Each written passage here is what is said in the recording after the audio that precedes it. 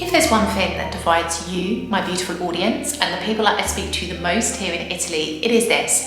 Should you live in the north of Italy or should you live in the south of Italy? And where will you find the best quality of life?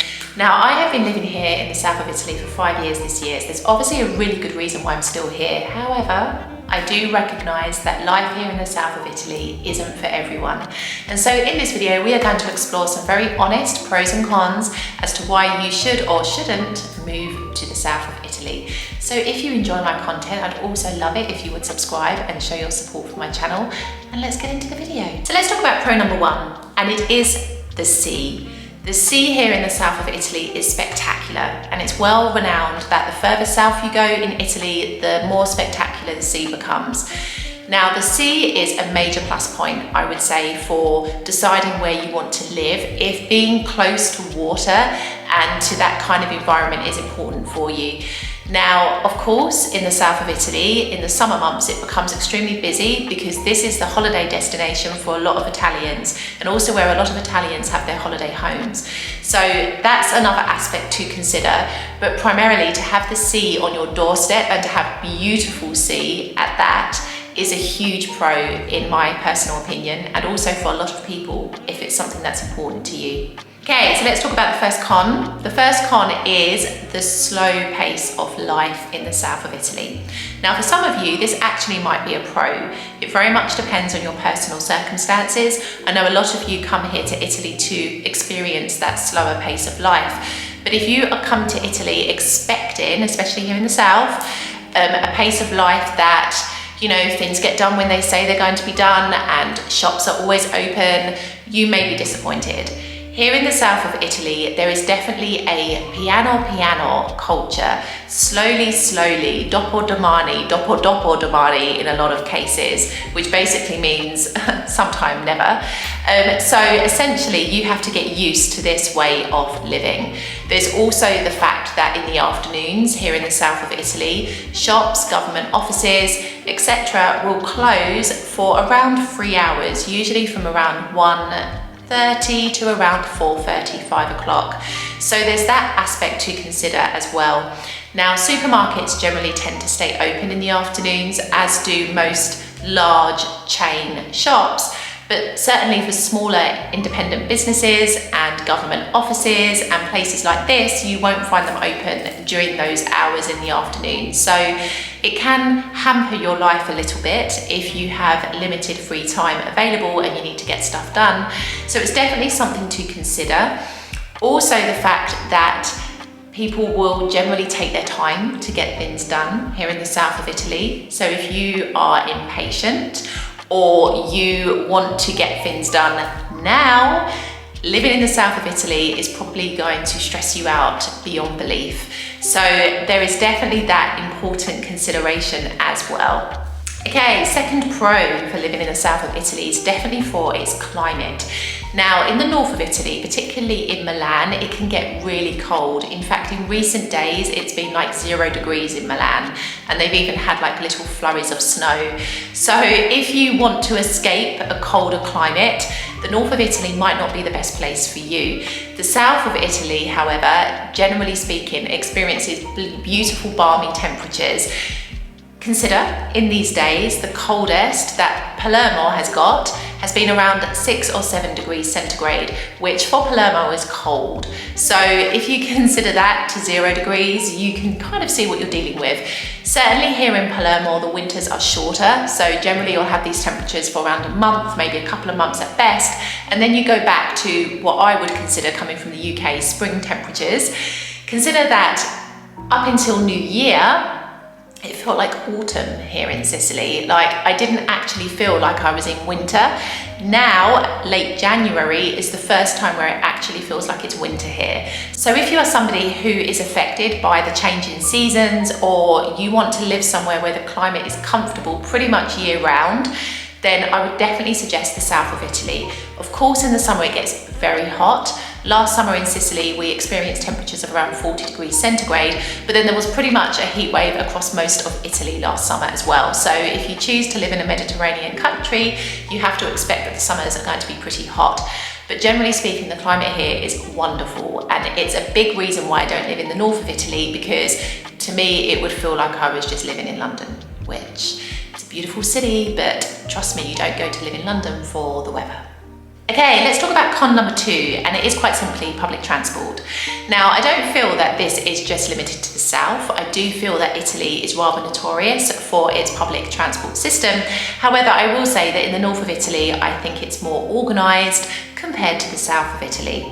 However, it is normal to see, for example, lengthy train delays, sometimes as long as 180 minutes, and that isn't location dependent, so definitely something to consider. However, let's talk about the south of Italy, and let's talk about the bus network, because honestly, I feel that the disorganisation of the transport system here in the south is honestly what lets it down.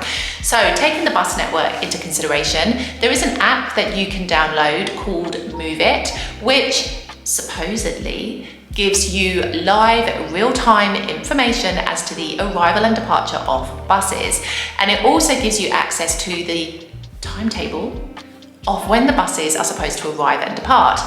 Now, this is really crucial because you will find at bus stops here in the south of Italy, nothing, just a shell. There isn't usually any form of a timetable, and some bus stops don't even tell you what buses actually stop there. So it kind of helps to have a kind of loose guide as to when you might expect the bus to arrive. However, when I was taking the bus, which I don't take it anymore because honestly the experience was just too traumatic, I remember waiting 1 hour for a bus, and my Move It app told me that at least 3 buses should have arrived within that time. So you do have to take it with a pinch of salt. That said though, I do find that public transport is well priced, certainly compared to London. The trains are inexpensive. And as for the buses, I would say it's pretty much the same as well. Certainly here in Palermo, you can buy a monthly pass, which includes all of the bus routes in the city itself, as well as the tram network. And it's around 30 euros, but there are discounts available for students and older people. So I would suggest that the cost of public transport is inexpensive by itself. However, the overall chaoticness of the public transport network means that you can't depend on the service, and so for this I actually think it's a major con.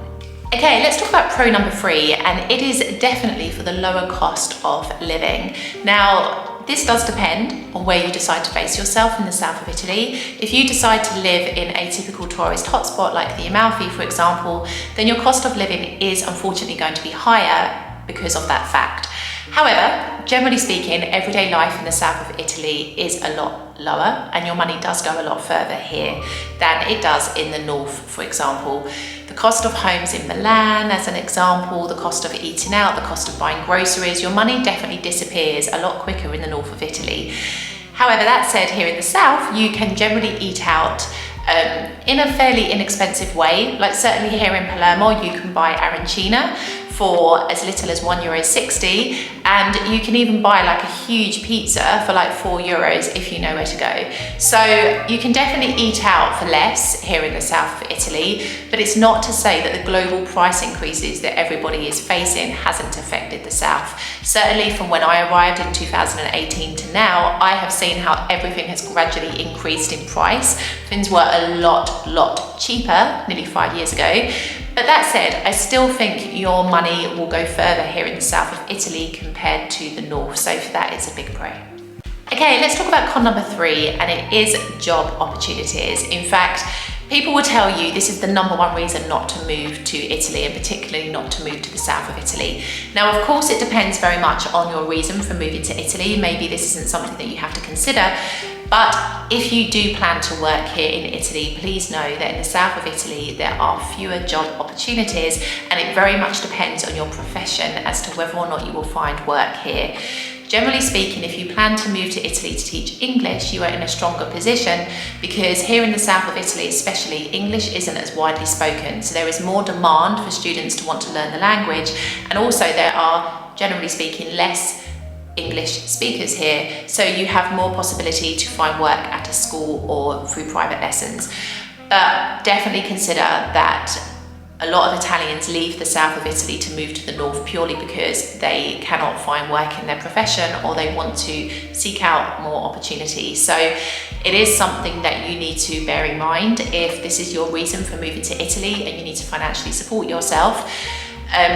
Pay is also less in the south of Italy. You can expect to work harder for less pay in the south of Italy compared to the north. Contracts are also a bit hit and miss here in the south.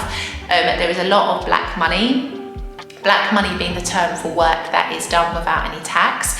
So that's something else that you need to pay attention to, and your working conditions overall may not resemble what you are used to from the country you're coming from. So these are all very important considerations if you plan to move to the south of Italy to work. Okay, let's talk about pro number 4, and it is for the warm-hearted people that you'll find here in the south of Italy. Now, this isn't just a stereotype. I can honestly tell you hand on heart, this is 100% true. Of course, you'll find friendly people in the north of Italy, but I just feel that in the south, it's kind of amplified 10 times. People here in the south of Italy are warm-hearted. They make you feel welcome. They want to help you and they take an interest in you and what you're doing. And it's honestly really, really beautiful. It's not easy to move to another country, and so if you are made to feel welcome and a part of the community, it honestly makes your experience so much easier.